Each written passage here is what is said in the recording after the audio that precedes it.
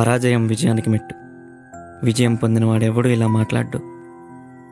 అవును, I am a failure.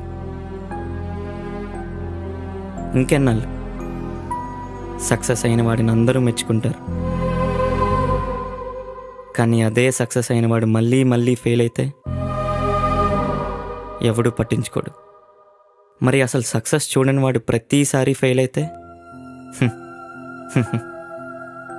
తప్పు సక్సెస్దా లేక ఫెయిల్యూర్దా లేక మన వెనకుండే మనుషులదా? ఆలోచించకండి, ఆన్సర్ మీ దగ్గరే ఉంది. నాకు రావాల్సిన ఆన్సర్ నాకు వచ్చింది. ఫెయిల్